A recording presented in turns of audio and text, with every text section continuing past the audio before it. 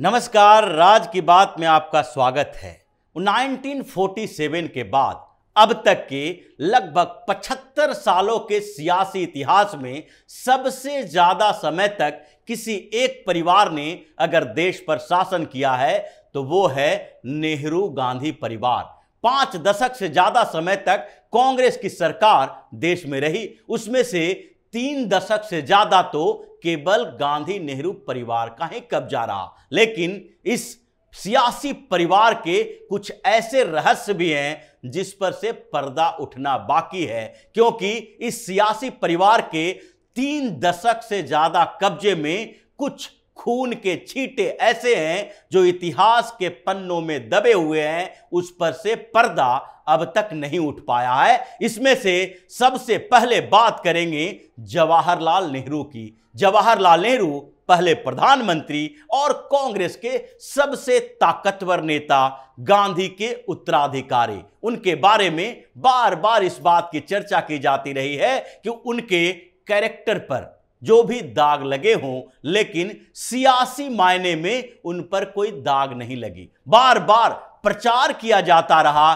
कि राम मनोहर लोहिया जैसे नेता जो उनके चीर प्रतिद्वंदी थे, उस नेता को भी संसद में लाने के लिए उन्होंने बार बार अपनी भूमिका निभाई कि इसे संसद में लाओ ताकि एक दूसरे के साथ बैलेंस बना रहे। यहां तक कि प्रचार और दुष्प्रचार किया गया कि उन्होंने तो अपने पहले मंत्रिमंडल में जनसंघ के संस्थापक डॉक्टर श्यामा प्रसाद मुखर्जी तक को शामिल किया, लेकिन वो जो श्यामा प्रसाद मुखर्जी उनके मंत्रिमंडल में शामिल हुए, इसमें भी एक नहीं बल्कि कई खोट हैं। श्यामा प्रसाद मुखर्जी को ये जानकर किया गया था कि ये सार्वभौमिक तौर पर सारी पार्टियों की सम्मिलित सरकार बने, सबका प्रतिनिधित्व रहे, लेकिन डॉक्टर श्यामा प्रसाद मुखर्जी की मौत का धब्बा तो नेहरू के ऊपर है ही। और श्यामा प्रसाद मुखर्जी कुछ समय तक उनके मंत्रिमंडल में रहने के बाद इस्तीफा देकर बाहर चले गए, क्योंकि उनके दिमाग में सबसे ज्यादा जो खटक रहा था वो यही था कि नेहरू और शेख अब्दुल्ला दोनों मिलकर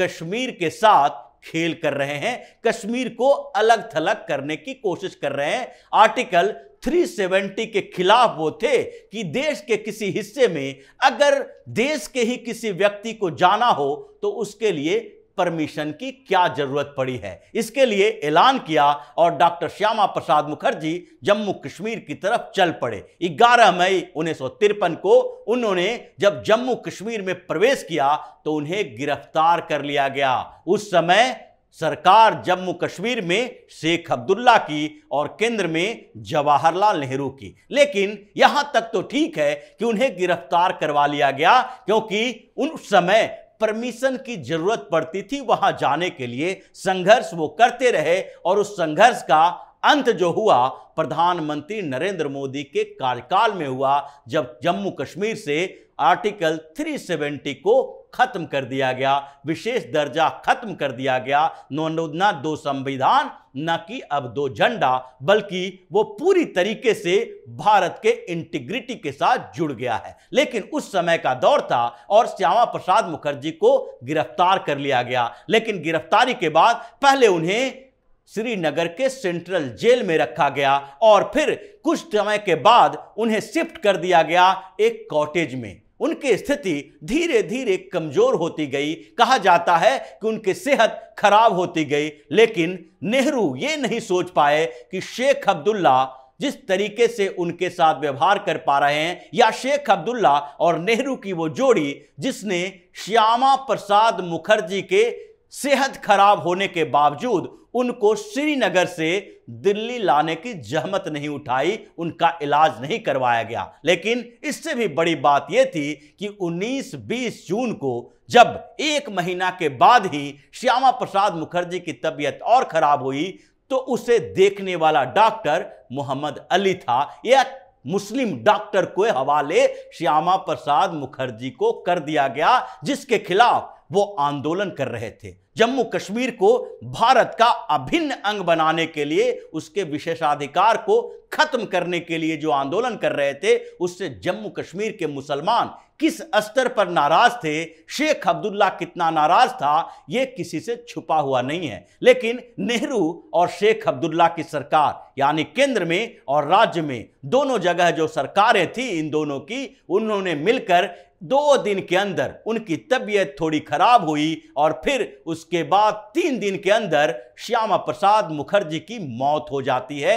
एक इंजेक्शन को इसके लिए जिम्मेदार बताया गया, क्योंकि इंजेक्शन देने से श्यामा प्रसाद मुखर्जी ने मना किया था कि यह इंजेक्शन उन्हें सूट नहीं करता है। हालांकि अब तक यह भी पता नहीं है कि श्यामा प्रसाद मुखर्जी को जो इंजेक्शन दिया गया था वो किस बात का था, जिसके कारण 3 दिन के अंदर ही उनकी हार्ट अटैक से मौत हो गई, ये तो कहा जाता है। लेकिन उनकी मौत का रहस्य पर से अभी तक पर्दा नहीं उठा। श्यामा प्रसाद मुखर्जी की मां जोगमाया देवी ने नेहरू को पत्र लिखकर कहा कि मेरे बेटे की मौत हो गई है और आप कह रहे हैं कि यह सामान्य मौत है, हार्ट अटैक से हुई है। अगर आपको पूरा विश्वास भी है तो इसकी एक जांच तो होनी चाहिए, पोस्टमार्टम होनी चाहिए और इस पर एक कमेटी बना के जांच ही कर लें, ताकि हमें भी यह विश्वास हो जाए कि सही में हमारे बेटे की मौत हुई है।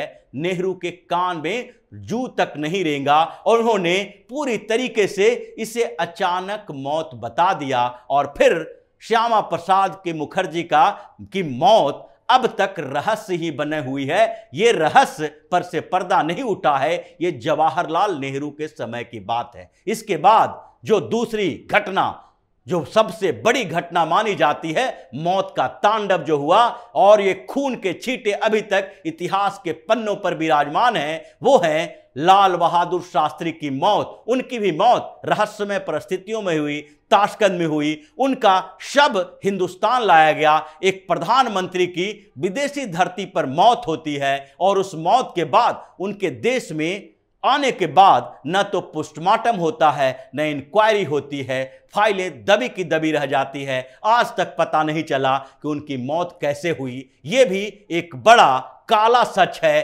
क्योंकि जिस तरीके की परिस्थितियों में शास्त्री की मौत हुई, अभी तक कई रिपोर्ट्स आए, लेकिन खुलासा इस बात का नहीं हुआ कि आखिरकार सही में उनकी मौत हार्ट अटैक से ही हुई या फिर हार्ट अटैक करवा दिया गया। यह भी नेहरू गांधी परिवार के ऊपर ही एक बड़ा सवालिया निशान है। उसके बाद एक और नेता हुए, बड़े नेता थे, बिहार के थे और इंदिरा गांधी के साथ में रहते थे। उनके एक रहस्यमय परिस्थितियों में बम से उड़ाकर हत्या हो गई। उनका नाम था ललित नारायण मिश्रा।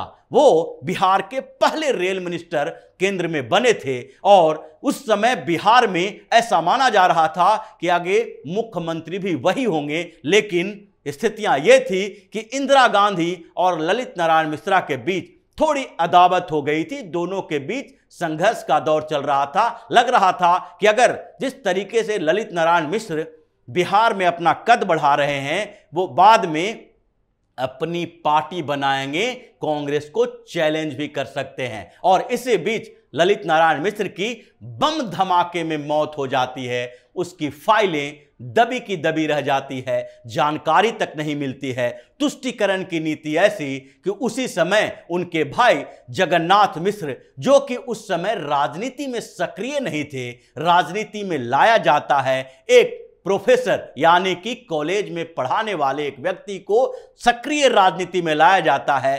तुष्टीकरण की नीति के तहत उन्हें सीएम तक पहुंचाया जाता है, ताकि ललित नारायण मिश्रा की मौत पर से पर्दा न उठ सके, उनकी फाइलें खंगाली न जा सके, उसके लिए जांच के लिए मांग न की जा सके। यह भी एक ऐसी मौत थी जिसके बारे में बार बार सवाल किया जाता है। ऐसा नहीं है कि गांधी नेहरू परिवार के अंदर जो मौत हुई है उसके रहस्य पर से पर्दा उठा है, क्योंकि इस कड़ी में संजय गांधी की मौत पर भी सवालिया निशान उठाया जाता है। संजय गांधी की जिस परिस्थितियों में मौत हुई थी उसके बारे में भी बार बार यह कहा गया कि उनकी मौत की जांच क्यों नहीं की गई, क्यों नहीं पता चला कि आखिरकार प्लेन क्रैश हुआ कैसे। लेकिन सबसे बड़ी बात है, और यह बात ऐसी है जो नेहरू गांधी खानदान परिवार के ऊपर धब्बा ही माना जाएगा, क्योंकि एक मौत और है जिसके लिए जिम्मेदार ठहराया जाता है इंदिरा गांधी को कहीं न कहीं तौर पर। यह है जयप्रकाश नारायण, जिनके चेले आज राजनीति में हैं। जयप्रकाश नारायण की मौत ऐसी परिस्थितियों में हुई थी जिसके लिए अब भी सवाल खड़े किए जाते हैं। जयप्रकाश नारायण जब इंदिरा गांधी के इमरजेंसी के खिलाफ आंदोलन कर रहे थे, विद्रोह किया, और उसके बाद जब उनकी गिरफ्तारी हुई तो 18 महीनों तक जेल में रहे। उसके बाद जब उनको रिलीज किया गया, उनकी तबीयत अचानक से खराब होने लगी। धीरे धीरे तबीयत इतनी खराब हुई कि उनकी मौत हो गई। लेकिन सवाल हमेशा उठता रहा कि आखिरकार जयप्रकाश नारायण जब जेल में गए, उन्हें गिरफ्तार किया गया, तो कौन सी ऐसी स्थितियां आ गई कि बाहर निकलने के इतने समय बाद ही उनको इन्फेक्शन हो गया, उनकी मौत हो गई। जेपी गोयल एक राइटर हैं और एक बड़े वकील हैं, जिन्होंने इंदिरा गांधी और राजनारायण के मुकदमे में राजनारायण की पैरवी की थी। वो बड़े वकील माने जाते रहे हैं और उन्होंने अपनी एक किताब लिखी है। जेपी गोयल ने अपनी किताब में इस बात का जिक्र किया है कि जब जयप्रकाश नारायण को गिरफ्तार किया गया था तो उन्हें जेल में नहीं बल्कि जेल के बाद 2 जगह पर अज्ञात तरीके से हॉस्पिटल में भर्ती कराया गया था। एक तो पहली खबर एम्स की आई और उसके बाद पीजीआई चंडीगढ़ में। लेकिन सबसे बड़ी बात तो यह है कि जब उन्हें पीजीआई चंडीगढ़ ले जाया गया तो इसकी भनक किसी को नहीं थी, किसी को जानकारी नहीं दी गई कि एक गिरफ्तार व्यक्ति को पीजीआई चंडीगढ़ क्यों ले जाया गया है। और जेपी गोयल ने जिस तरीके से अलग अलग लोगों से जो उस समय के थे उनसे बात की, राजनारायण के कई वर्जन दिए हैं, जो राजनारायण उस समय परेशानी में अपने कई करीबी और जेपी के कई करीबियों से बातचीत करके उन्हें बताया। उसमें इस बात का जिक्र किया गया है कि जयप्रकाश नारायण को चंडीगढ़ में या फिर किसी हॉस्पिटल में पॉइजन दिया जा सकता है, जिसकी संभावना है। और इस बात में